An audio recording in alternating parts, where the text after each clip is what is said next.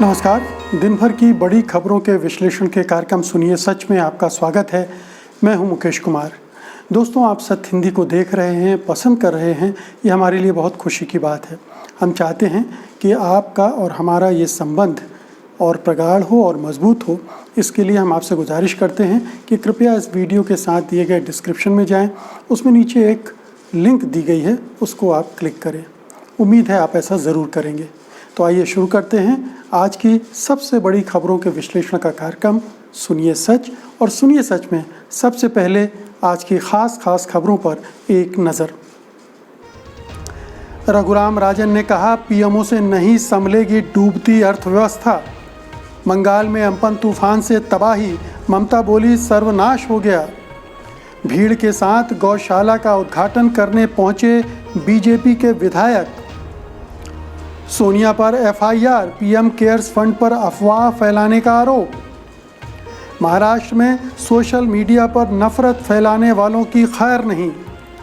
और आइए अब शुरू करते हैं आज की बड़ी खबरों के विश्लेषण का सिलसिलेवार ढंग से सिलसिला। सबसे पहले आज की सबसे बड़ी खबर लेते हैं। आरबीआई के पूर्व गवर्नर रघुराम राजन ने एक बार फिर से अर्थव्यवस्था को लेकर सरकार को चेताया है। द वायर को दिए एक इंटरव्यू में उन्होंने कहा कि भारत की अर्थव्यवस्था बर्बादी की कगार पर खड़ी है और इसको अकेले पीएमओ नहीं संभाल सकता। सरकार को विपक्ष के प्रतिभाशाली लोगों से बात करनी चाहिए। उन्होंने कहा कि अर्थव्यवस्था को बचाने के लिए हर संभव कोशिश करनी होगी, नहीं तो ये तबाह हो जाएगी। राजन ने कहा कि ऐसा नहीं है कि केवल कोरोना के कारण लगाए गए लॉकडाउन ही एक कारण है। उन्होंने कहा कि अर्थव्यवस्था पिछले 3-4 सालों से कमज़ोर हो रही थी, लेकिन सरकार इस बात को कबूलने के लिए तैयार ही नहीं थी। उन्होंने कहा कि भारत ने अगर उचित कदम नहीं उठाए तो स्थितियां बहुत ही विकट होने वाली हैं, बहुत ख़राब होने वाली हैं। तो रघुराम राजन लगातार सरकार को चेताते रहे हैं और रघुराम राजन केवल अकेले अर्थशास्त्री नहीं हैं जो ऐसा कर रहे हैं। लगातार कई अर्थशास्त्रियों ने, अमर्त्य सेन से लेकर अभिजीत बनर्जी तक और दूसरे भी विदेशी अर्थशास्त्रियों ने भी सरकार को बार बार चेताया है कि ये समय ऐसा है जब आप ज़्यादा विचार विमर्श करके ज़्यादा अच्छे ढंग से आर्थिक नीतियों को आकार दें। अभी हो ये रहा है कि प्रधानमंत्री कार्यालय ही सारी अर्थनीतियों को शेप दे रहा है, बना रहा है, निर्णय कर रहा है उनके बारे में। यहाँ तक कि वित्त मंत्री और वित्त मंत्रालय की भूमिका भी इसमें बहुत सीमित है। तो जाहिर है कि पीएमओ पर इतनी ओवर डिपेंडेंस या पीएमओ का ये जो ओवर कॉन्फिडेंस है कि वो पूरी अर्थव्यवस्था के बारे में सब कुछ जानते समझते हैं और वह उसको संभाल सकते हैं, ये हमें किसी बड़ी खाई में ढकेलने जा रहा है। ये ज़रूरी है कि हमारे देश में जो भी जाने माने अर्थशास्त्री हैं या अर्थ के विशेषज्ञ हैं या वो नेता हैं जिनके पास अर्थव्यवस्था की समझदारी है, उनसे सरकार को विचार विमर्श करना चाहिए, सलाह मशवरा करना चाहिए। ये जो अर्थव्यवस्था की हालत हम देख रहे हैं वो केवल कोरोना संकट की वजह से नहीं है, ये रघुराम राजन का कहना है। पिछले 3-4 सालों से आप देखिए कि नोटबंदी के बाद से जब अर्थव्यवस्था ने सिकुड़ना शुरू किया, ढहना शुरू किया, तो फिर संभलने में नहीं आई सरकार के। लगातार वो ऐसे कदम भी उठाती रही कि अर्थव्यवस्था और बिगड़ती चली गई। तो ये 3-4 साल का सिलसिला है और 3-4-5 साल से लगातार पीएमओ अर्थव्यवस्था को अपने नियंत्रण में रखा हुआ है, अपने हिसाब से चलाने की कोशिश कर रहा है और उसमें जाहिर है कि ज़्यादा ध्यान उसका कारपोरेट की तरफ रहा है, औद्योगिक घरानों की तरफ रहा है, उनको रियायतें देने की तरफ रहा है। इस वजह से अर्थव्यवस्था संभल ही नहीं पाई। अर्थव्यवस्था को उसने उस दृष्टि से देखा जिसमें आम आदमी के लिए बहुत गुंजाइश नहीं थी। आम आदमी की आय बढ़े, वो ज़्यादा खर्च करे, इस पर गौर नहीं किया गया और अभी जो आर्थिक पैकेज घोषित किया गया उसमें भी नहीं किया गया। तो तमाम अर्थशास्त्री कह रहे हैं कि ये सही दिशा नहीं है, ये अर्थव्यवस्था को हैंडल करने का, डील करने का सही तरीका नहीं है। इसमें ज़्यादा टैलेंट का इस्तेमाल करना चाहिए, ज़्यादा आर्थिक विशेषज्ञों को शामिल करके उनकी राय मशवरे के साथ आगे बढ़ना चाहिए, वरना अर्थव्यवस्था ऐसे मोड़ पर पहुंच जाएगी जहां से निकालना उसको मुश्किल हो जाएगा। हम पिछले 30-40 साल पीछे चले जाएंगे और फिर हम ये उम्मीद नहीं कर सकते कि हम चीन का मुकाबला करेंगे, विश्व की एक बड़ी अर्थव्यवस्था, आर्थिक ताकत बनकर उभर पाएंगे। ये हमारे लिए एक ख्याली पुलाव है जिसको फ़िलहाल हमको पकाना बंद कर देना चाहिए। सब्ज़ बाग जो प्रधानमंत्री और सरकार दिखाने की कोशिश कर रही है वो बहुत झूठे हैं, उसमें हमें फंसना नहीं चाहिए। ना ही सरकार को इस खाम ख्याली में रहना चाहिए कि वो सब कुछ ठीक कर लेगी। ये बहुत ही संवेदनशील समय है, गंभीर समय है और इसमें ज़्यादा समझदारी, खुलापन की ज़रूरत है, ये रघुराम राजन साहब कह रहे हैं। और अब अगली खबर की तरफ बढ़ते हैं। उस खबर के बारे में बात करने से पहले एक बार मैं अपना निवेदन आपसे फिर दोहराऊंगा कि कृपया इस वीडियो के साथ दिए डिस्क्रिप्शन में जाएं, उसमें नीचे एक लिंक दी गई है, उसको क्लिक करें। हमारे आपके संबंध और बेहतर बने, उसके लिए ये कवायद ज़रूरी है। अगली खबर, बुधवार की शाम को 185 किलोमीटर की रफ्तार से आए चक्रवाती तूफान ने पश्चिम बंगाल में भयानक तबाही मचाई है। कम से कम 12 लोगों की मौत हो गई, सैकड़ों घर और हज़ारों पेड़ गिर गए। इसके अलावा बिजली और दूर संचार व्यवस्था तहस नहस हो गई है।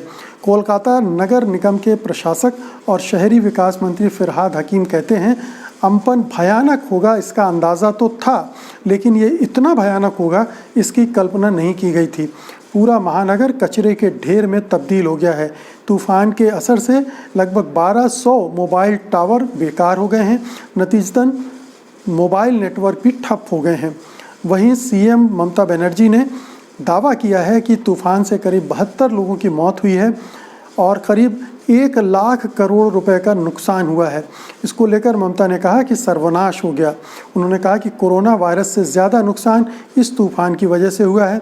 इसके अलावा ओडिशा में 45 लाख लोग इससे प्रभावित हुए हैं और 2 लोगों के मरने की खबर है। प्रधानमंत्री नरेंद्र मोदी ने इस बीच ट्वीट कर प्रभावित राज्यों के लोगों को हर संभव सहायता का आश्वासन दिया है। तो आपदाओं में, चक्रवात में किसी का वश नहीं है। ये सर्वनाश हुआ है, अगर ममता बनर्जी इसे सर्वनाश का नाम दे रही हैं। अब चुनौती ये है कि इस सर्वनाश से जो लोग प्रभावित हुए हैं उन तक राहत कैसे पहुंचाई जाए, उनको कैसे संबल दिया जाए, सहारा दिया जाए, और इसके लिए एक बड़े आर्थिक पैकेज, आर्थिक अभियान की ज़रूरत पड़ेगी। उन्हें केंद्र के पास जाना पड़ेगा और केंद्र को इस समय उनकी मदद करनी चाहिए। हालांकि केंद्र इस समय पूरी तरह से राजनीति से प्रेरित है। वित्त मंत्री, गृह मंत्री, प्रधानमंत्री और पश्चिम बंगाल के गवर्नर साहब, ये चारों राजनीति से प्रेरित होकर पश्चिम बंगाल में जो भी कर रहे हैं उससे हालात और ख़राब होंगे। हालात ख़राब होंगे तो जाहिर है कि उनको राजनीतिक फ़ायदा मिल सकता है, क्योंकि जितने हालात बिगड़ेंगे उतने ममता बनर्जी के खिलाफ जाएंगे। तो ये एक स्ट्रेटजी केंद्र सरकार की हो सकती है, लेकिन पश्चिम बंगाल के लोगों के साथ दुश्मनी निकालना, उनको परेशान होने देना, ये केंद्र सरकार के दायित्व नहीं है। केंद्र सरकार का दायित्व ऐसे मौक़ों पर यह है कि वो राज्य सरकारों की मदद करे, वहाँ की जनता को जो भी सहायता चाहिए उसके लिए आगे आए, और उम्मीद करनी चाहिए कि ये बड़प्पन केंद्र सरकार दिखाएगी। ममता बनर्जी को भी इस समय कोशिश करनी चाहिए कि केंद्र सरकार के साथ मिलकर इसको ठीक ढंग से हैंडल करें। हालांकि एक बड़ी चुनौती दूसरी पैरेलल कोरोना वायरस की चल रही है और पश्चिम बंगाल में वो लगातार फैलता जा रहा है, बढ़ता जा रहा है। तो ये दोहरा संकट पश्चिम बंगाल के लोगों के सामने है। ओडिशा में भी तबाही हुई है, लेकिन उस पैमाने पर नहीं हुई है। वहाँ रेस्क्यू ऑपरेशन भी बहुत हो गया था, बहुत सारे लोगों की जानें इसीलिए नहीं गई हैं, और ओडिशा को इसका पहले का अनुभव है, उसका उसे फ़ायदा भी मिलता रहा है। लेकिन ये अम्पन ने जो तबाही मचाई है बंगाल में, उसके लिए राजनीतिक मतभेद भूलकर, राजनीतिक स्वार्थों को किनारे रखकर मिलजुल कर काम करना पड़ेगा। और आइए अब अगली खबर का रुख करते हैं। एक और बीजेपी नेता ने प्रधानमंत्री मोदी द्वारा सोशल डिस्टेंसिंग पालन करने की अपील की धज्जियां उड़ाई हैं। ताज़ा मामला हरियाणा के हिसार का है। यहाँ हांसी से भाजपा के विधायक विनोद भयाना गौशाला का उद्घाटन करने पहुँच गए। इस दौरान उनके साथ बड़ी संख्या में पार्टी कार्यकर्ता और गौरक्षक दिखाई दिए। देखते ही देखते उनके आसपास और लोगों की भीड़ भी जुट गई। गौरतलब है कि लॉकडाउन में किसी भी तरह की सार्वजनिक, धार्मिक या राजनीतिक सभा की इजाज़त नहीं है।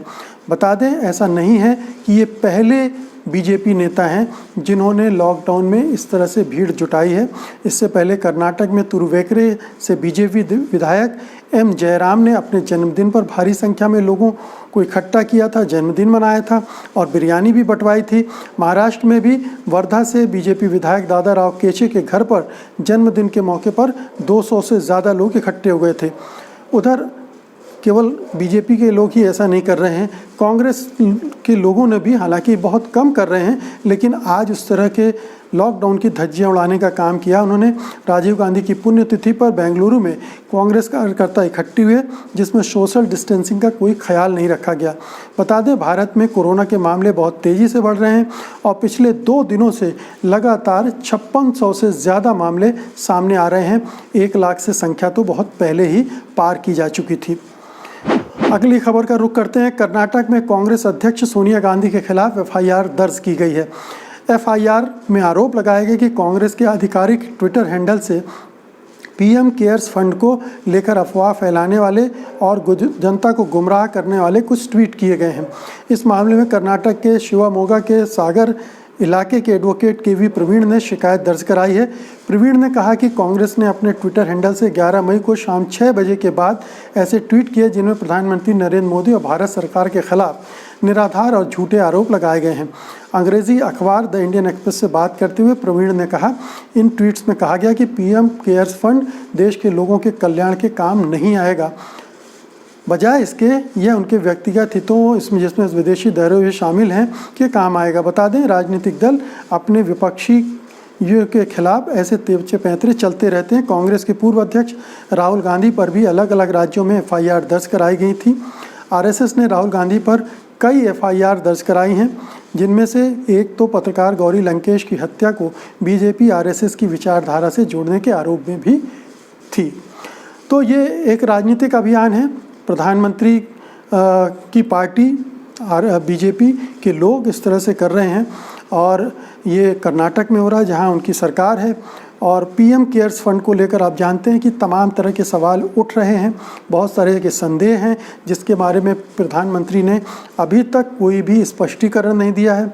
लगातार ये प्रश्न पूछे जा रहे हैं कि इसमें ट्रांसपेरेंसी क्यों नहीं बढ़ती जा रही, इसमें अकाउंटेबिलिटी क्यों नहीं बढ़ती जा रही, इसका ऑडिट क्यों नहीं करवाया जा रहा है, इसमें कितना फ़ंड आ चुका है ये क्यों नहीं बताया जा रहा है, ये फ़ंड देने वाले हैं कौन, कहीं वो शस्त्रों के सौदों में दलाली खाने वाले लोग तो नहीं दे रहे हैं, करप्ट लोग तो नहीं दे रहे हैं, अपराधी तो पैसे नहीं जमा कर रहे हैं।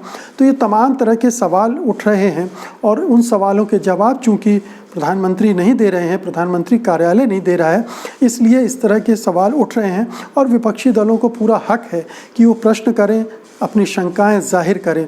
इसके बारे में कोई अगर व्यक्ति किसी पार्टी से, किसी संगठन से जुड़ा हुआ है और जाहिर है कि उसका इरादा भी नेक नहीं है, वो एफआईआर दर्ज करा रहे हो, बड़ी आसानी से एफआईआर दर्ज कर ली जा रही है। ये भी ताज्जुब की बात है कि इतने बड़े बड़े नेताओं के खिलाफ कोई भी कहीं भी पुलिस स्टेशन में जाके किसी भी तरह की एफआईआर दर्ज करा सकता है बिना किसी प्रमाण के, बिना किसी प्रिलिमिनरी इंक्वायरी के। तो ये भी एक परेशान करने की कोशिश हो सकती है। कर्नाटक सरकार के पास अगर सद्बुद्धि होगी तो इस तरह की चीज़ों को वो प्रमोट नहीं करने देगी और इस मामले को वहीं रफा दफा करने की कोशिश करेगी, उम्मीद करना चाहिए। और इस तरह की प्रवृत्ति को बहुत बढ़ावा भी नहीं देना चाहिए, क्योंकि ये स्वस्थ राजनीति में एक आतंक का, एक दबाव का काम करती है, जो कि बेहतर नहीं है हमारे लोकतंत्र के लिए। और अब आज की अंतिम खबर, सोशल मीडिया पर प्रमुख व्यक्तियों के खिलाफ अनाप शनाप लिखने वालों को महाराष्ट्र साइबर पुलिस ने अंतिम चेतावनी दे दी है। ऐसे 100 से ज़्यादा लोग हैं जिन्हें पुलिस ने आगे से ये हरकत न करने के लिए चेताया है। अंग्रेजी अखबार द इंडियन एक्सप्रेस के मुताबिक साइबर पुलिस ने सीआरपीसी की धारा 149 के तहत ऐसे लोगों को नोटिस भेजा और कहा है कि ये फाइनल रिमाइंडर है और अगर अब ऐसा किया तो उसे संज्ञेय अपराध माना जाएगा। ये शायद पहली बार है जब किसी राज्य में पुलिस ने इतनी बड़ी संख्या में लोगों को नोटिस जारी किए हैं। ऐसा लगता है कि चूंकि धारा 149 के तहत ये दर्ज करा नोटिस भेजे गए हैं तो इसमें दूसरे समुदायों के प्रति घृणा, नफरत, हिंसा की भावना पैदा करना, उन्माद पैदा करना, इस तरह का माहौल, वातावरण निर्मित करना, ये आता है। और अगर इसके तहत कार्रवाई कर रही है तो ये अच्छी बात है, लेकिन कई बार पुलिस इस तरह की चीज़ों का बेजा इस्तेमाल करती है। इस झूठी मूठी शिकायतों या छोटे मोटे ट्वीट पर भी वो आगे बढ़कर कार्रवाई करती है। तो ये एक बहुत ज़रूरी है कि इसका भी कोई मैकेनिज़्म हो कि आखिरकार कौन सी ट्वीट आपत्तिजनक है, कौन सी ट्वीट्स ऐसी हैं जो भड़काऊ हैं, उन्माद फैलाती हैं। और सोशल मीडिया ही क्यों, मेन स्ट्रीम मीडिया को क्यों बख्शा जाए? वहाँ भी इस तरह की हरकतें हो रही हैं। बड़े बड़े चैनलों के संपादक, एंकर इस तरह से प्राइम टाइम में जहर उगलते हैं दूसरी कम्युनिटी के ख़िलाफ़, तो उनको क्यों बख्शा जाए? ये सोशल मीडिया पर लिखने पढ़ने वालों के ख़िलाफ़ ही क्यों कार्रवाई की जा रही है? और ये राष्ट्रीय स्तर पर भी होनी चाहिए। केंद्र के सूचना और प्रसारण मंत्री को देखना चाहिए कि इसको कैसे रोका जाए। हालांकि ऐसा करने के बजाय वो उन लोगों की पीठ ठोकते हैं जो रात को चैनलों में दूसरे समुदाय के खिलाफ घृणा फैला रहे होते हैं। तो ये एक अजीब सा कंट्राडिक्शन है। लेकिन दुर्भाग्यपूर्ण बात यह है कि इसका कोई ऐसा फूल प्रूफ मैकेनिज़्म डेवलप नहीं किया जा रहा है जिसमें पुलिस इन अधिकारों का दुरुपयोग न करे। गलत लोगों के खिलाफ तो कार्रवाई हो, वो ठीक बात है, लेकिन जो लोग अपना विरोध प्रकट कर रहे हैं या तर्कपूर्ण ढंग से अपनी बात रख रहे हैं, घृणा नहीं फैला रहे हैं, हिंसा के लिए माहौल नहीं बना रहे हैं, तो उनके खिलाफ कार्रवाई ना हो, उनको निशाना ना बनाया जाए, इसकी व्यवस्था होनी चाहिए। तो इन छोटे मोटे सावधानी और राइडर के साथ मैं अब इस सुनिए सच के आज के इस अंक को यहीं ख़त्म करूँगा। उम्मीद है कि ये एपिसोड आपको अच्छा लगा होगा। आप इस वीडियो को लाइक करेंगे, इसको शेयर करेंगे और कल फिर सुनिए सच के साथ मैं हाजिर होऊंगा और आप भी हमारे साथ रूबरू होंगे। तो अब मुझे अनुमति दीजिए। नमस्कार। सत्य हिंदी के और वीडियोस को देखने के लिए हमारे YouTube चैनल को सब्सक्राइब करें और सीधे नोटिफिकेशन पाने के लिए बेल आइकन दबाएं।